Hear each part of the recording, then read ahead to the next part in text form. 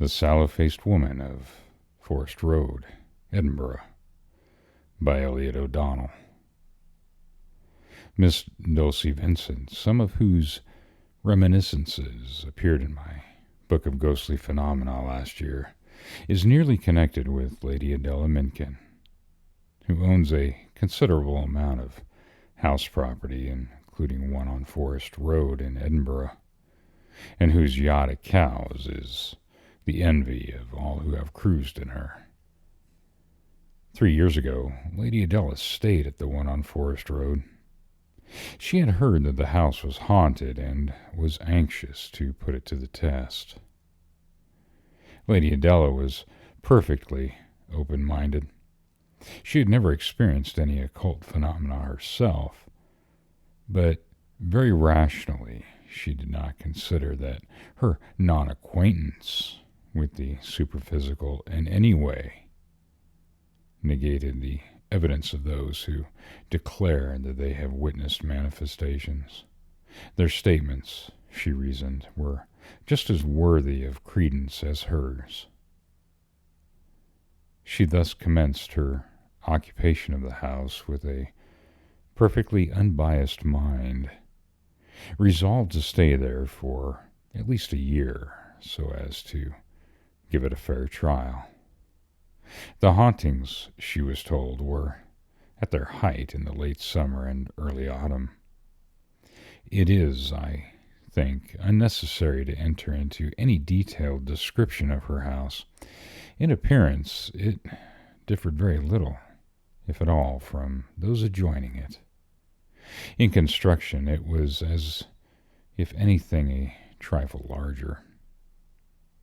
The basement, which included the usual kitchen, offices, and cellars, was very dark, and the atmosphere, after sunset on Fridays, only on Fridays, was tainted with the smell of damp earth, shockingly damp earth, and of a sweet and nauseating something that greatly puzzled Lady Adela. All the rooms in the house were of fair dimensions and cheerful, excepting on this particular evening of the week. A distant gloom settled on them, and the strangest of shadows were seen playing about the passages and on the landings. It may be fancy, Lady Adela said to herself, merely fancy, and, after all, if I encounter nothing worse than a weekly menu of aromatic smells and easily digested shadows, I shall not suffer any harm. But it was early summer then. The psychic season had yet to come. As the weeks went by, the shadows and the smell grew more and more pronounced, and by the arrival of August it had become so emphatic that Lady Adela could not help thinking that they were both hostile and aggressive. About 8 o'clock on the evening of the second Friday in the month, Lady Adela was purposely alone in the basement of the house. The servants especially irritated her. Like the majority of present-day domestics, products of the county council schools, they were so intensely supercilious and silly, and Lady Adela felt that their presence in the house minimized her chances of seeing the ghost. No apparition with the smallest amount of self-respect could risk coming in contact with such inane creatures. So she sent them all out for a motor drive and, for once, rejoiced in the house to herself. A curious proceeding for a lady, true. But then Lady Adela was a lady, and being a lady was not afraid of being thought anything else, and so acted just as unconventionally as she chose. But stay a moment. She was not alone in the house, for she had 3 of her dogs with her, 3 beautiful boarhounds, trophies of her last trip to the Baltic. With such colossal and perfectly trained companions, Lady Adele felt almost absolutely safe and ready, as she acknowledged afterwards, to face a whole army of spooks. She did not even shiver when the front door of the basement closed and she heard the sonorous burring of the motor, drowning the giddy voices of the servants, growing fainter and fainter until it finally ceased altogether. When the last echoes of the vehicle had died away in the distance, Lady Adela made a tour of the premises. The housekeeper's room pleased her immensely. At least, she persuaded herself it did. Why, it is quite as nice as any of the rooms upstairs, she said aloud, as she stood with her face to the failing sunbeams and rested her strong white hand on the edge of the table. Quite as nice. Carl, Max, come here. But the boarhounds, for once in their lives, did not obey her with a good grace. There was something in the room that they did not like, and they showed how strong was their resentment by slinking unwillingly through the doorway.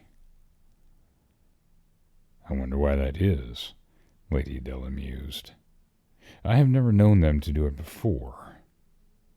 Then her eyes wandered around the walls and struggled in vain to reach the remote angles of the room, which had suddenly grown dark. She tried to assure herself that this was but the natural effect of the departing daylight, and that, had she watched in other houses at this particular time, she would have noticed the same thing. To show how little she minded the gloom, she went up to the darkest corner and prodded the walls with her riding whip. She laughed. There was nothing there, nothing whatsoever to be afraid of, only shadows. With a careless shrug of her shoulders, she strutted into the passage, and whistling to Carl and Max, who, contrary to their custom, would not keep to heel, and made another inspection of the kitchens. At the top of the cellar steps she halted. The darkness had now set in everywhere, and she argued that it would be foolish to venture into such dungeon-like places without a light. She found one, and, armed with candles and matches, began her descent. There were several cellars, and they presented such a dismal, dark appearance that she instinctively drew her skirts tightly around her and exchanged the slender riding crop for a poker. She whistled again to her dogs. They did not answer, so she called them both by name angrily, but for some reason, quite unaccountable reason, she told herself, they would not come. She ransacked her mind to recall some popular operatic air, and although she knew scores, she could not remember one. Indeed, the only air that filtered back to her was one she detested, a vaudeville tune she had heard 3 nights in succession when she was staying with a student friend in the Latin Quarter in Paris. She hummed it loudly, however, and holding the lighted candle above her head, walked down the steps. At the bottom, she stood still and listened. From high above her came noises which sounded like the rumbling of distant thunder, but which, on analysis, proved to be the rattling of window frames. Reassured that she had no cause for alarm, Lady Adela advanced. Something black scuttled across the red-tiled floor, and She made a dash at it with the poker. The concussion awoke countless echoes in the cellar and called into existence legions of other black things that darted hither and thither in all directions. She burst out laughing. They were only beetles. She now perceived an inner cellar, which was far gloomier than the other ones in which she stood.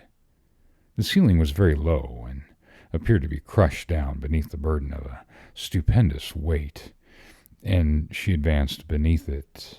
She half expected that it would cave in on her and bury her. A few feet from the center of the cellar, she stopped, and bending down, examined the floor carefully. The tiles were unmistakably newer here than elsewhere, and presented the appearance of having been put in at not a very distant date. The dampness of the atmosphere was intense, a fact which struck Lady Adela as somewhat odd, since the floor and walls looked singularly dry. To find out if this were the case, she ran her fingers over the walls, and on removing them found they showed no signs of moisture. She then rapped the floor and walls, and could discover no indication of hollowness. She sniffed the air, and a great wave of something sweet and sickly half choked her. She drew out her handkerchief and beat the air vigorously with it. But the smell remained. She would not in any way account for it. She turned to leave the cellar, and the flame of her candle turned blue. Then for the first time that evening, almost indeed for the first time in her life, she felt afraid. So afraid that she made no attempt to diagnose her fear. She understood the dog's feelings now and caught herself wondering how much they knew. She whistled to them again, not because she thought they would respond.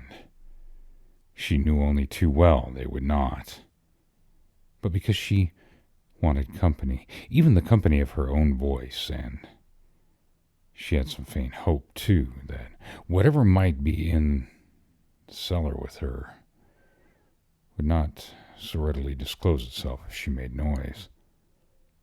The one cellar was past, and she was nearly across the floor of the other when she heard a crash. The candle dropped from her hand, and all the blood in her body rushed to her heart. She could never have imagined it was so terrible to be frightened. She tried to pull herself together and be calm, but she was no longer the mistress of her limbs. Her knees knocked together, and her hands shook. It was only the dogs, she feebly told herself. I will call them. But when she opened her mouth, she found her throat was paralyzed. Not a syllable would come. She knew, too, that she had lied, and that the hounds could not have been responsible for the noise.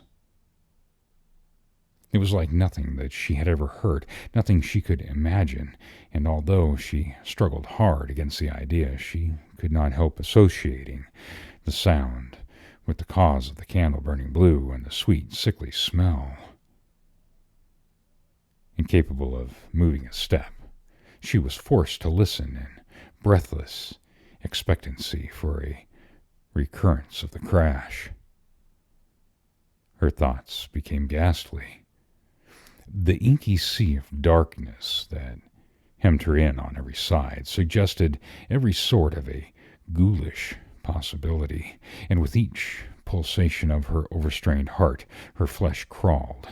Another sound, this time not a crash, nothing half so loud or definite, drew her eye in the direction of the steps. An object was now standing at the top of them, and something lurid, like the faint, phosphorescent glow of decay, emanated all over it. But what was it? She could not for the life of her tell. It might have been the figure of a man, or a woman, or a beast, or of anything that was inexpressibly antagonistic and nasty. She would have given her soul to have looked elsewhere, but her eyes were fixed. She could neither turn nor shut them. For some seconds the shape remained motionless, and then with a sly, subtle motion it lowered its head and came stealing stealthily down the stairs towards her. She followed its approach like one in a hideous dream, her heart ready to burst, her brain on the verge of madness. Another step, yet another step, and another, till there were only 3 left between her and it, and she was at length enabled to form some idea of what the thing was like. It was short and squat, and appeared to be partially clad in a loose, flowing garment that was not long enough to conceal the glistening extremities of its limbs. From its general contour and the tangled mass of hair that fell about its neck and shoulders, Lady Adela concluded it was the phantasm of a woman. Its head being kept bent, she was unable to see the face in full, but every instant she expected the revelation would take place, and with each separate movement of the phantasm her suspense became more and more intolerable. At last it stood on the floor of the cellar, a broad, ungainly, horribly ungainly figure that glided up to and past her into the far cellar. There it halted, as nearly as she could judge on the new tiles, and remained standing. As she gazed at it, too fascinated to remove her eyes, there was a loud, reverberating crash, a hideous sound of wrenching and tearing, and the whole of the ceiling of the inner chamber came down with an appalling roar. Lady Adela thinks that she must have then fainted, for she distinctly remembers falling into what seemed to her a black, indeterminable abyss. When she recovered, she was lying on the tiles, and all around was still normal. She got up, found and lighted her candle, and spent the rest of the evening without further adventure in the drawing-room. All the week Lady Adela struggled hard to master a disinclination to spend another evening alone in the house, and when Friday came she succumbed to her fears. The servants were poor, foolish things, but it was nice to feel that there was something in the house besides ghosts.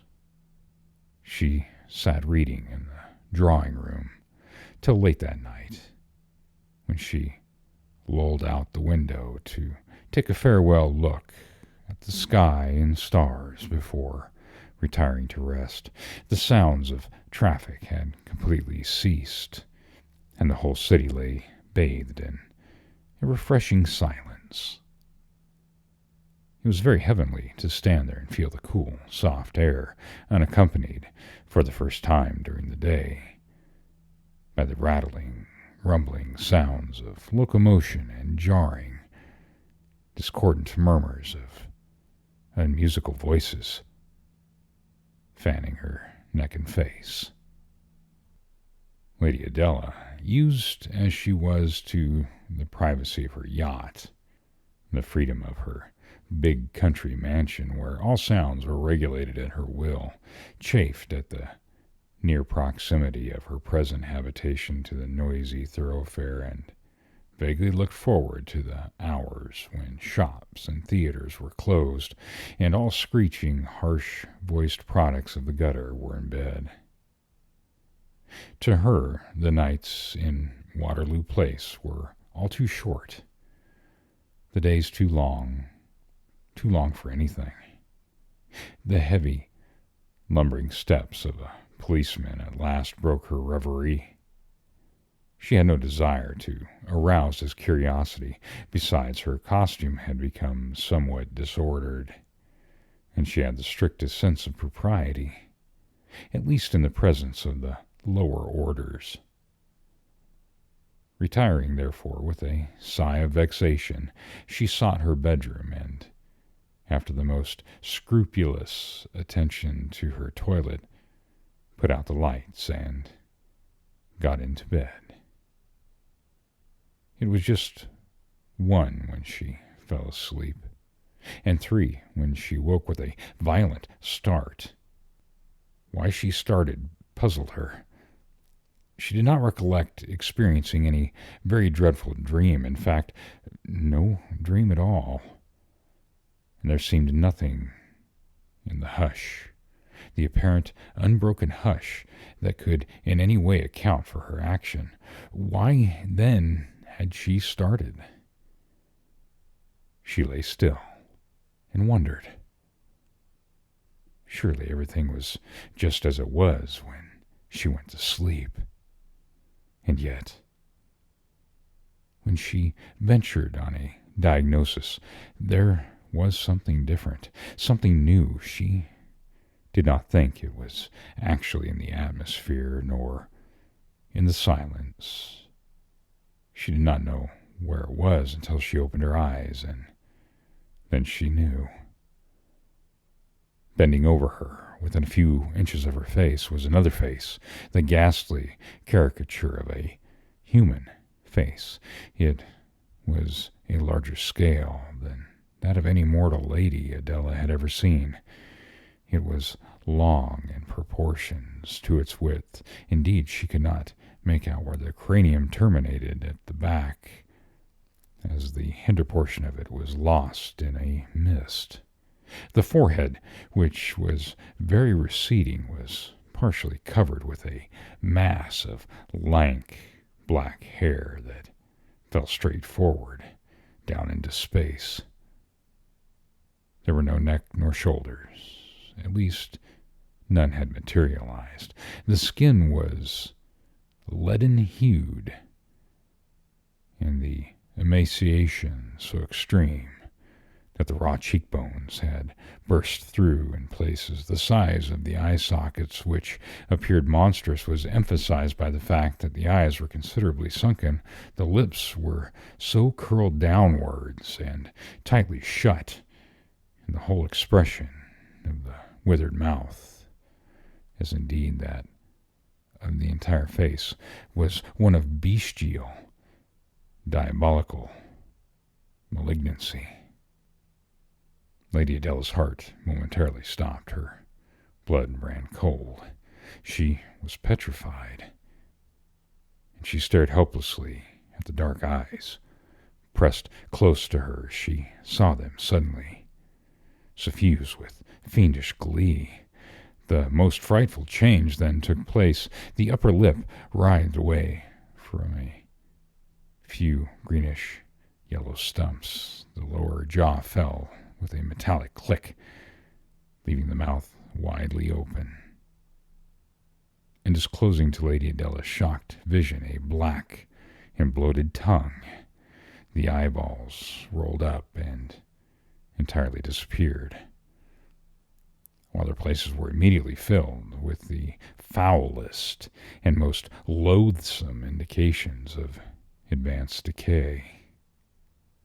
A strong, vibratory movement suddenly made all the bones in the head rattle and tongue wag, while from the jaw, as if belched up from somewhere down deep, came a gust of wind, putrescent with the ravages of the tomb, and yet at the same time tainted with the same sweet, sickly odor with which Lady Adela had latterly become so familiar. This was the culminating act. The head then receded, and, growing fainter and fainter, gradually disappeared altogether. Lady Adela was Now more than satisfied. There was not a house more horribly haunted in Scotland, and nothing on earth would induce her to remain in it another night. However, being anxious naturally to discover something that might in some degree account for the apparitions, Lady Adela made endless inquiries concerning the history of the former occupants of the house, but failing to find out anything remarkable in this direction, she was eventually obliged to content herself with the following tradition. It was said that on that site of that house on Forrest Road, that there had once stood a cottage occupied by two sisters, both nurses, and that one was suspected of poisoning the other, and that the cottage, moreover, having, through their parsimonious habits, got into a very bad state of repair, was blown down during a violent storm, the surviving sister perishing in the ruins. Granted that this history is correct, it was, in all probability, the ghost of the latter sister that appeared to Lady Adela. Her ladyship is, of course, anxious to let the house on Forest Road, and as only about 1 in 1,000 people seem to possess the faculty of seeing psychic phenomena, she hopes she may one day succeed in getting a permanent tenant. In the meanwhile, she is doing her level best to suppress the rumors that the house is haunted. The end.